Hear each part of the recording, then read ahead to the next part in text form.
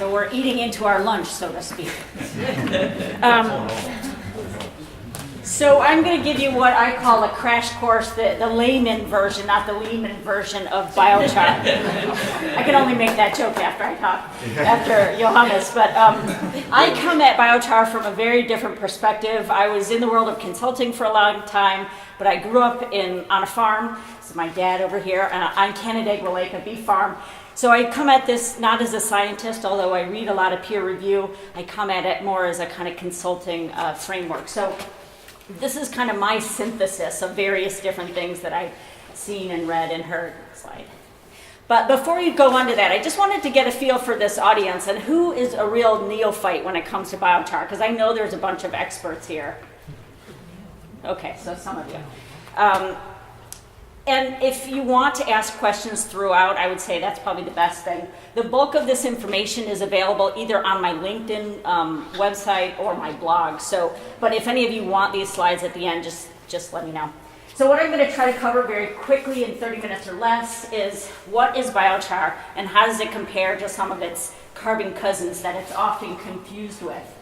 What are some of the current and future markets for biochar?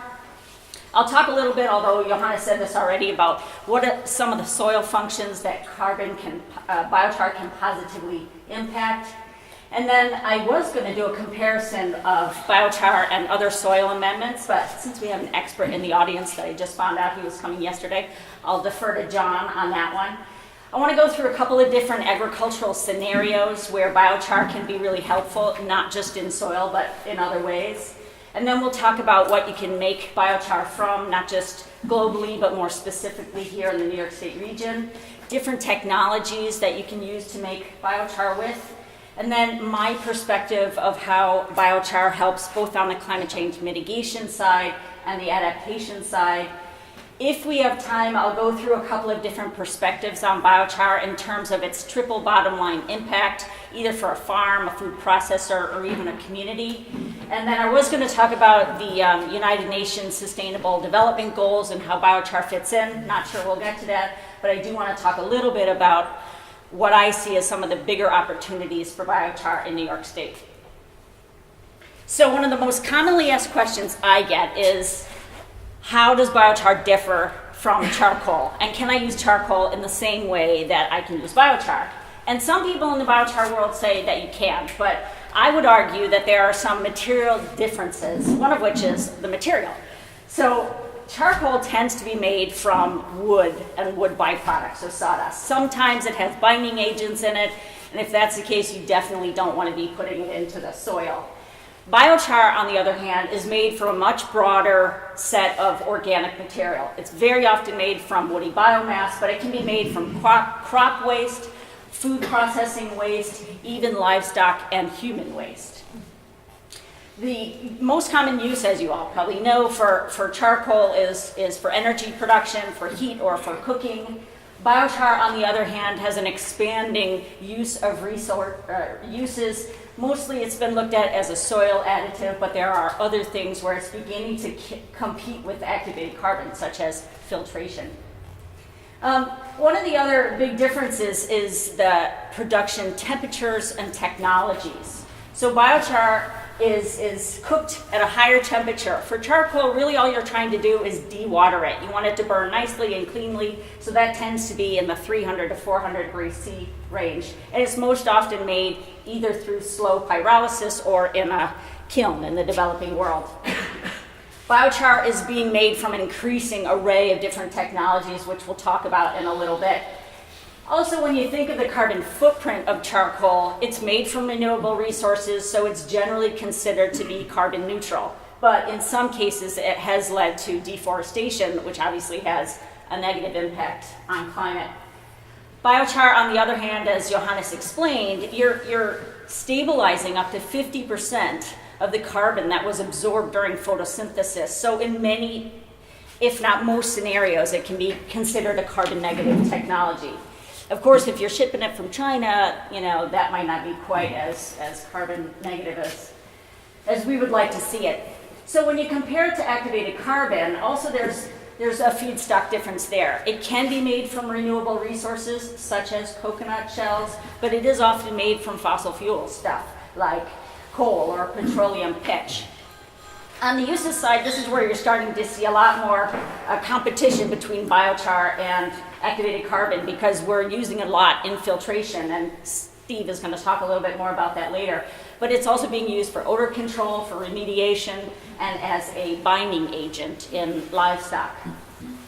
It's also made at even higher temperatures, generally speaking. They're trying to maximize porosity and surface area, so it's cooked at up to 900 degrees Celsius, and then it goes through a steam activation process. So all that adds up to a pretty heavy carbon footprint and a high price tag. Next slide. So this is my perspective on the traditional and evolving markets for biochar.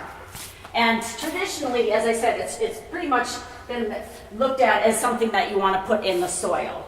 And for each of these different markets, the volume that you can sell into those markets is different, and so is the price point, and so is the readiness. So they've been assessing biochar use in agriculture for a long time. People are actually using it all over the world, but you can't sell it for very much because, as Johannes said, if you're not going to get a good yield increase out of it, a farmer's not going to buy it.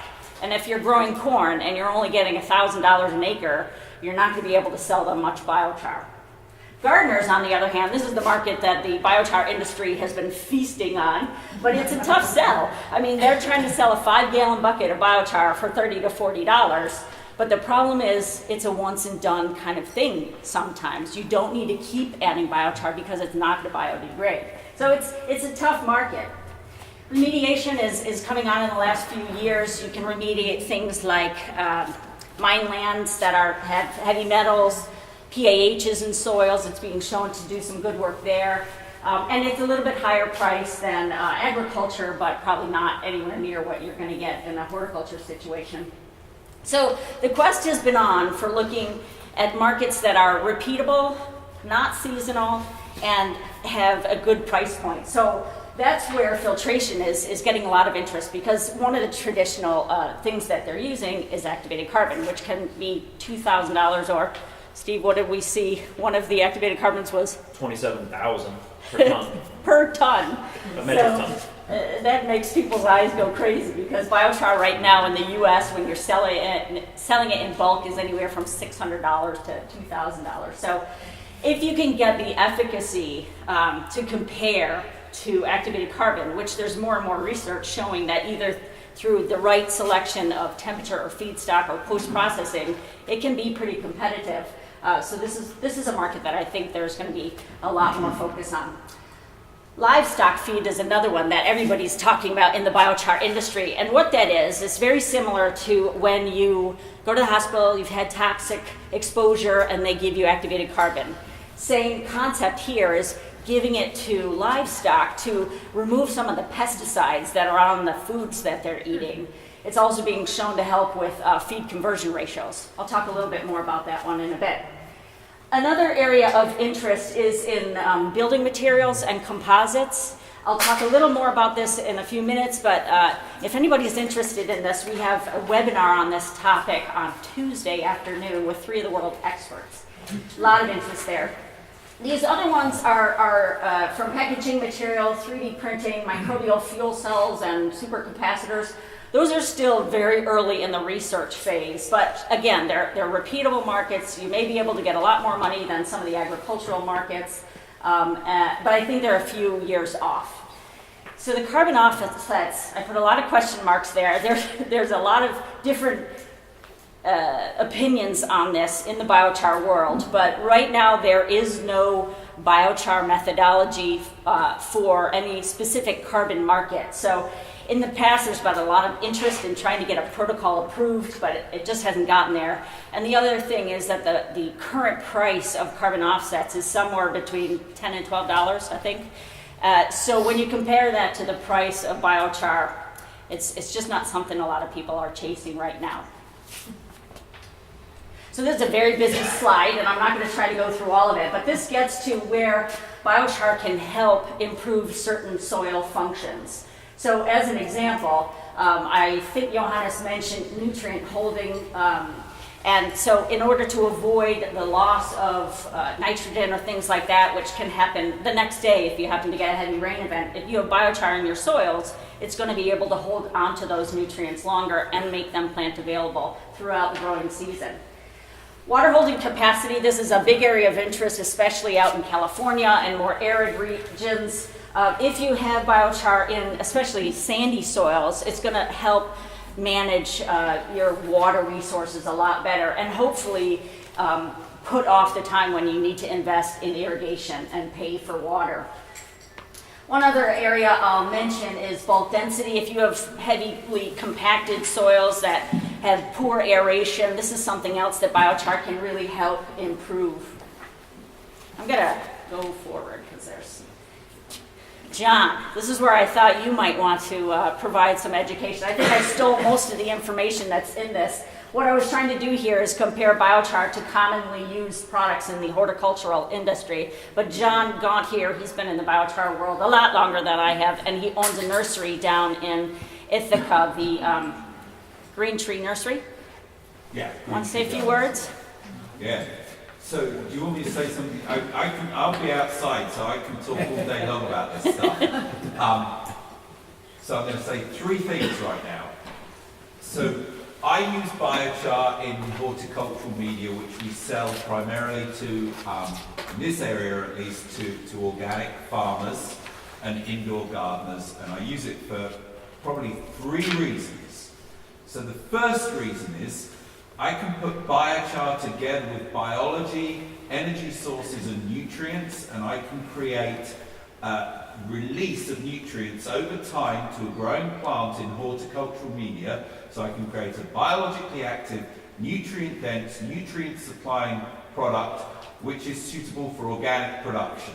And that art of getting nutrients out of soil in a predictable and engineered ways is an art, and biochar is part of it.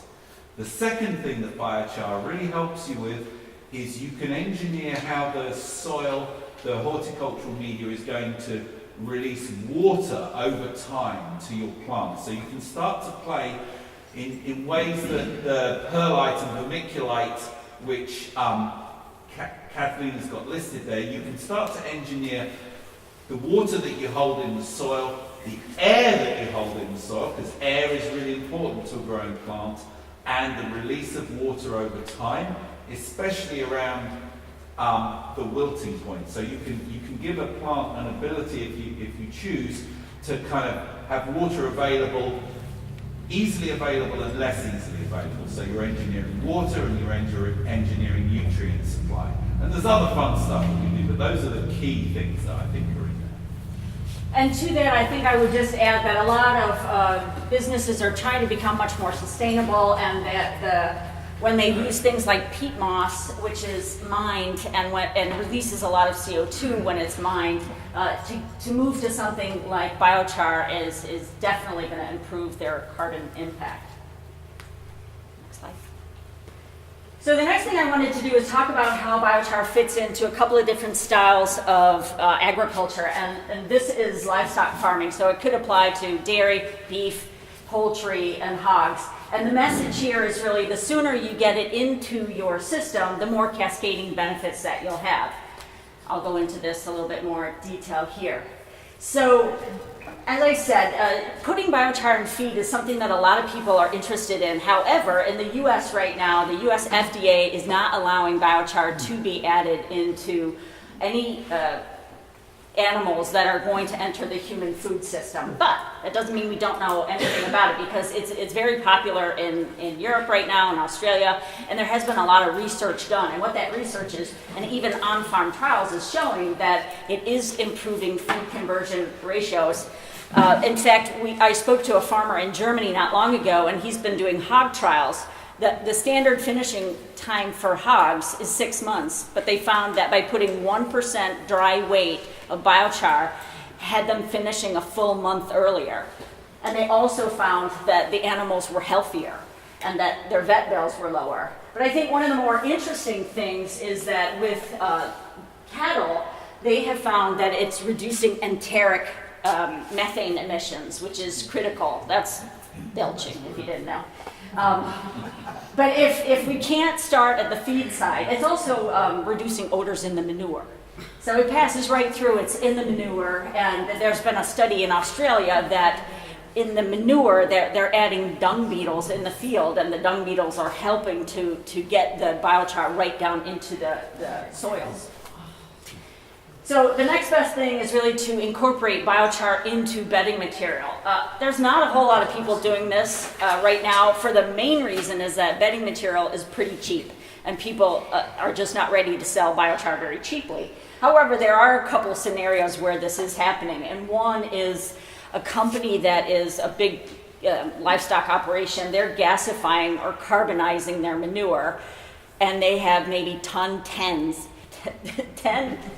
a day of this stuff, and they don't have a ready market for it. So right now they're adding it into their bedding material, and they are finding that it not only reduces odors, it's eliminating flies and reducing ammonia, things like that. The other example of this comes out of Korea, where they have these deep pack bedding systems that are long-term bedding systems, and they're adding a layer of carbon in there, and they have found that this is also reducing pathogens, and it's improving the stable carbon and the nutrients in that bedding material when it eventually is put out onto the field. So in terms of manure management systems, there's a couple of different systems that people use, anaerobic digestion, composting manures, or slurries, those are the most common. And biochar can help in each of those situations. So as an example, with anaerobic digestion, there's been studies done, mostly lab scale right now, but adding a little bit of biochar is helping to improve not only the quality, but the quantity of methane being produced. And this, I think, can help get the payback period for anaerobic digesters a little bit more competitive. It's also being shown to reduce hydrogen sulfide, which is what contributes to the equipment getting damaged.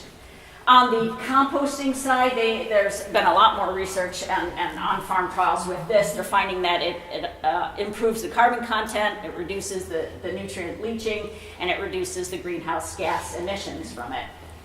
On the slurry side, this is one where it's still pretty much lab scale testing, but it is showing positive results in terms of odor reduction and reducing certain greenhouse gas emissions. We don't have anybody testing that live yet, but what they're doing really is creating a floating cover on top of the slurry lagoons or pits. And increasingly we're starting to see on big livestock operations that people are carbonizing their manure, and this obviously is going to reduce the volume that they have to deal with. It's reducing the greenhouse gas emissions, but it's kind of costly. The equipment that I'm aware of that's doing this is multi-million dollars. So. And finally, if we don't have biochar enter the system there, you can at least put it in the land, and these benefits are generally related to the soil benefits that I said. However, specifically in a livestock situation, if you're blending the manure with the biochar, you can also reduce odors and reduce soil emissions. Slide. Oh, yep. Can I ask a question about the feed? You said that in the States, I don't know, are there regulations? Yes. So are those going to be changed? Well, you know, a lot of people are investing time and money in that right now, both on the biochar producer side, and there's some researchers out in Nebraska that have been working with the FDA on this, and yeah, it's one of those hot topics. It's a long process, though. If you burn wood, cordwood, and you have ashes left over, could you use them for any of these feed bedding things? Or is it anywhere near biochar, just having some wood ashes? I doubt it, but I'm not sure I'm the best one to ask that. It's the carbon and the structure of the carbon that's actually helping to absorb some of the ammonia and stuff like that. So you don't have a whole lot of that left with ash. Okay, I'm way behind, so I'm going to go quickly over some of these things. This is a look at how biochar can help within a viticulture environment. And again, a lot of these benefits are the same as the soil benefits, but there are some specific to a viticulture environment. So as an example, a lot of vineyards end up putting straw or hay in between the rows every year or every other year. If you have long-lasting carbon, you don't have to do that. And in some years, with the droughts that we've been experiencing, that can be a heavy cost if they're not making it themselves. Yield maximization is not really a thing when you're growing grapes, so they are more interested in yield consistency amongst, within a plot or the field. So here you can really practice precision placement of biochar to get the biggest bang for your buck. One other thing that it's been shown in Europe to boost yeast assimilable nitrogen, and I would defer to Suzanne Hunt, who is on a vineyard, she lives on a vineyard, to explain that maybe at the end of the day. I'm gonna keep going because I have a few more things to get to. So this is a quick look at some of the non-soil uses of biochar, which, as I said, are growing in interest, and I brought a couple of samples here. The filtration thing is huge. Steve and I are working on filtering food and beverage industry effluent. That has good things in it, and then we're using it as a soil amendment, but there's a lot of interest in filtering out things like pharmaceuticals. And the big thing there now is what they call magnetic biochar, so they're blending it with iron, and it's showing really, really good results. So the building materials thing, I'll just show you a couple of things that I brought. This is an example of a roof tile made by some engineering students that I've been working with at RIT. It's got 20% biochar by weight. It ends up lightening up the tiles by about 10%, and it has better thermal insulation properties than just concrete. And again, it's also, concrete is responsible for about 5% of the global greenhouse gas emissions, so anything we can do to reduce the impact there is a good thing. The other thing we're starting to work on are blending biochar with synthetic materials. So this is made with melted styrofoam. We're looking at maybe making some kinds of packaging with that. And people make soap out of it as an exfoliant, things like that. They even have it as, I have never eaten this, but it's charcoal covered peanuts. So a lot of it, and this is an example of this carbonizing wood and then using it for supercapacitors. I mean, it's amazing what else is happening. This is probably one of the first examples where they put biochar in plaster. That's in a wine cellar in Switzerland, and they found that it improved humidity control and thermal insulation properties. And this is a composite that was made by a researcher in New Zealand. And again, if anybody's interested, our next International Biochar Initiative webinar is on Tuesday, and we'll be talking all about this sort of thing. Next slide. So this is just a quick look at what you can make into biochar, and this organogram was based on a survey done several years ago where they surveyed different biochar manufacturers around the world and asked them what did they make it from. And the way to interpret this, if you haven't seen these before, but the bigger the font size, the more people that use that as their feedstock. So obviously in New York State we have very scarce rice husk, coconut, bamboo, so I wanted to go through what we have here locally. Next slide. So this is an interactive map put together by the New York State Pollution Prevention Institute with a PhD student from RIT. And what it does is it not only maps what the sources of organic material are, but it also has some potential users for that waste. So by that I mean they have food banks, they have composting sites, they have anaerobic digesters. No pyrolysis yet. I'm working on that. But the sources of the waste are everything from food processors, hotels, what else, Steve? I can't Runs the remember. gamut of everything. Yeah, and this is constantly being updated. So if you find sources that aren't on here, all you have to do is drop them a line. And I'll give you an example of one that we've been talking about for a while. In Penyan, they have the world's biggest buckwheat mill, and they generate hulls about 10 tons a week. And in the spring, they have an outlet for it. You can use it as mulch, but it's a year-round business, and they are landfilling that waste, which is crazy. Another example is Maidstone, is one of Tim Hortons' big coffee roasters, and they have a chaff product, which is super lightweight, and they landfill that. They try to compost, but there aren't that many composting areas around, and composting can be a little difficult in the wintertime. So these are things that we're actually looking at, trying to figure out what the best technology is to carbonize those specific products. The other company that comes to mind is Cherry Bundy in Geneva. It's a cherry juice company, and they have two waste streams. One is the cherry pits, which make great biochar, I can tell you from experience, and the pumice. And whether you want to carbonize something that's that wet and can have another use, I don't know. But we're looking at all the different waste streams out there.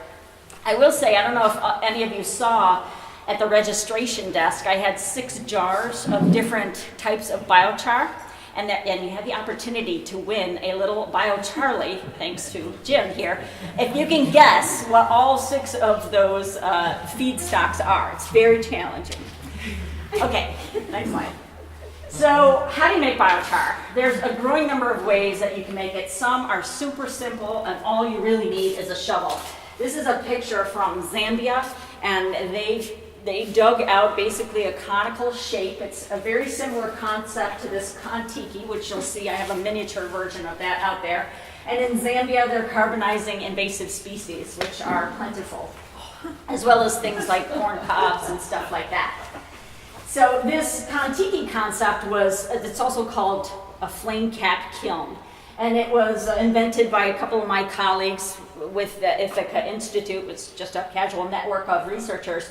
And since that time, we have an open source version of this kiln. It is now in about 65 countries, which is kind of fun. We have a Pinterest page which people send us their pictures because they've turned into all different types of varieties. This up here is called a trough kiln. This is out of Thailand. This is a nice little way to carbonize much longer feedstock. This, I can't remember, they generally do a lot of rice straw and that type of thing. This is the Biocharlie that I was talking about. What I really like about this is you can throw this in your fireplace, or you can throw it in one of these kilns, and you can carbonize really delicate feedstock, which is hard to carbonize in other ways. So Jim will be demonstrating out. Well, I don't know if you're demonstrating that. I'll have a table. I'll Okay. show. You can check it out, and yeah, I wanted to make a way that suburban people could make a little biochar for their gardens, potted plants, and it's the easiest way to make it. Just use a fireplace, the thing's about the size of a log, and put it in with the fire. Yep. So And it's a New York State company. Dale. Ever so briefly, so out there, I'll be demonstrating the second one on the top, which is a Champion Tilo. So Yeah. it's a clean burning cook stove that makes biochar out of wood and burns clean. Yeah, and we have, where's Andy? He's out walking. Okay, we have another version of this Tila top lit updraft that he'll be demonstrating. This is a variation on the biomass controls. Is Brian here? This is a unit, it's basically a modified furnace, which is a continuous feed, and we use this in a greenhouse project that we worked on with Cornell. And the idea there was to convert green waste from the city of Portland and heat the greenhouse and use the biochar to filter the fish effluent. We didn't get as far as we wanted on that, and then use it as a soil amendment. These other two technologies, this one on the end there is from All Power Labs, a company out in California. It's a small-scale gasifier that's making electricity. They're deploying these all over the world. And this other one is one of my favorites. It's still just in prototype, but it's a self-fueled, autonomous, pelletizing gasifier. It's a mouthful. So what it does is it takes 10 to 20% of the pellets it makes to run itself. But this would be fantastic in a place like India and China, where they just burn those things as a way to get rid of it, or along highways in New York State, if to cut that grass and leave the biochar there and absorb some of the salts that are come every winter. Next slide. I'm really late, so I'm going to go very fast. The one thing I will caution everybody in New York State on is there is an open burn ban in most places in the state. The exception, there's a couple exceptions, and the exceptions are for rural communities like this. You can burn, but there are time limitations. We just passed it, and there's diameter limitations. Next slide. Kathleen, Hi, everybody. Thank you so much for coming out. I Our own a host. beer garden next door, and I'm so happy to have you all here. My name is Peter. I don't want to interrupt here, but I got to get back over there and sell my beer. So, I was just going to, once Kathleen has finished up, the food will be next door on the other side of this next building. I encourage you to kind of check out the artisans and everybody who are in the craft shops next door as well. You can use your little red ticket, which you all should have gotten, with your pint glass, and use that as your voucher for your lunch next on the other side of this next building. So Chuck is ready, he's got food ready. And then also use the little blue ticket for any beverage that you'd like to get, whether it's a craft beer, a glass of wine, a soda. Just give the bartenders and myself that little blue ticket, okay? Right after lunch is the demonstrations with all the cool stuff. And again, thank you so much for coming. And we'll see you soon. Thank you for listening.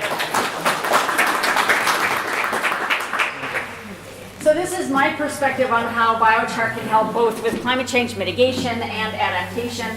On the mitigation side, really what we're trying to do here is rebalance atmospheric carbon, and biochar can do that in a number of ways. Johannes has already talked about the carbon sequestration aspect, but it can also, through reducing nutrient leaching, can reduce the amount of fertilizer that you need.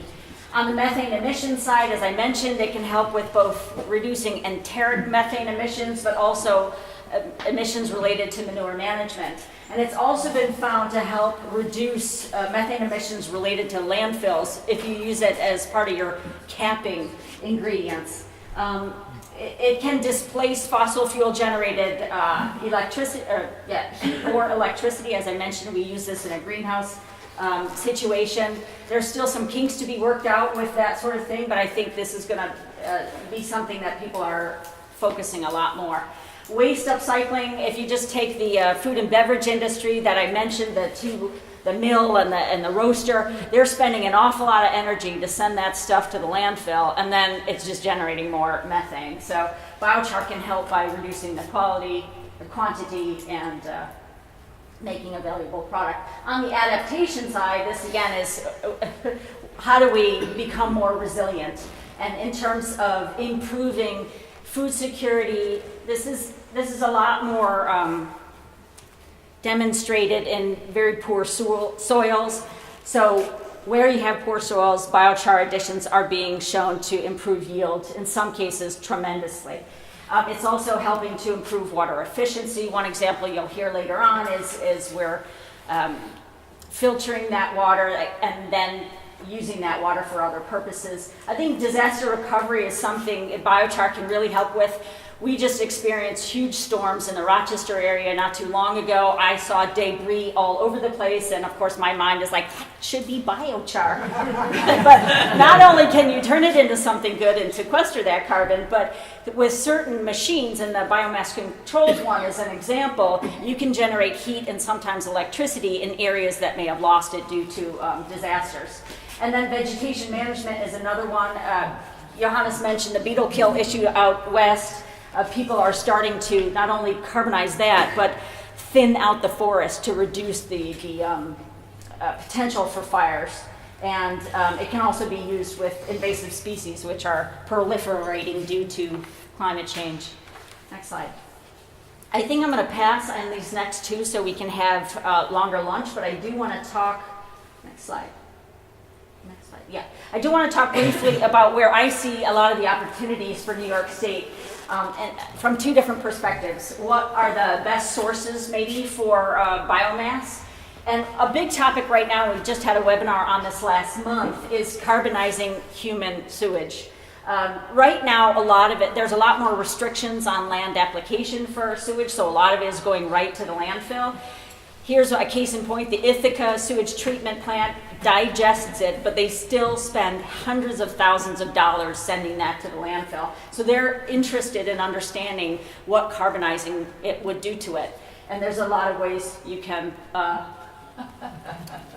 either feed the char back into the digester, you can feed the heat and the syngas back into the digester to make everything more efficient. Park and garden waste, the city of Portland was looking for a place to use their green waste, and they're not alone. This stuff is clogging up our landfills. The city of Stockholm, Sweden just implemented a $1 million or so machine to take and carbonize their garden waste and use the heat in their co-heating system.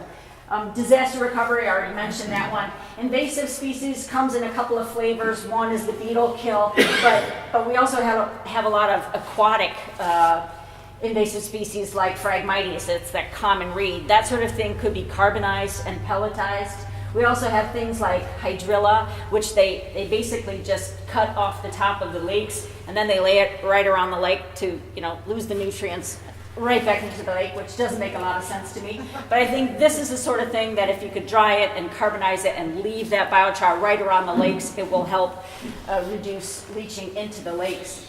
And in terms of uses, I wanted to just mention that New York State in the last couple of days just made an announcement about a methane reduction plan. I don't know if anybody heard of that, but they're following quickly in California's footsteps. And this methane reduction plan has 3 areas that it's focusing on. One is oil and gas, which I'm not going to say anything about. The other is landfill, and the third is agriculture. So I think biochar could play a very big role in addressing methane mitigation for both agriculture and landfill. Again, filtration, I know RIT is very focused on this. Stormwater remediation, the folks in Sweden have been using biochar in tree planting in the urban environment, and they found that it really helps clean up the stormwater very effectively. They didn't do it for that purpose, but that's an unanticipated benefit from it. There's a lot of research out of the University of Delaware in putting biochar along highways that's showing a lot of benefits in terms of stormwater filtration. And lastly, I would say brownfield remediation. We have a lot of these sites around New York State. Instead of carting that soil away, we may just be able to remediate it in situ using biochar. So before I end, I just want to make sure I told you about who's demoing. So Jim, I already mentioned you, and we have the biomass controls folks that have a bigger furnace. I'm going to be showing the Kontiki. We have our organic gardeners here. Do you guys want to stand up? So no, just say a few words about what you're going to be showing out there. Oh yeah, we're going to be doing a real traditional old style burn in the field like the one you saw on the slide. Just very, very simple, basic traditional technology, but just how we applied it. And I've also got some soil samples so I can show you what the benefits have been from using biochar over the years. Thanks, Gerard. Dale He went outside the story. Dale Hendricks will be doing the T-Lud. Andy Wells is doing both the T-Lud, and he's got this very interesting grinder. One of the big issues with biochar is how do you micronize it, and he's got a really nice system. And let's see, John Gaunt is right outside here. So, are there any questions? No, everybody's hungry. Ours is going to be up in the field kind of behind where everybody else is set up. And if you just look a little farther uphill, there's a tractor and a little white fence right there. Okay, and then we'll rally back here around 2 o'clock for a few other presentations, but feel free to have lunch and then wander up back.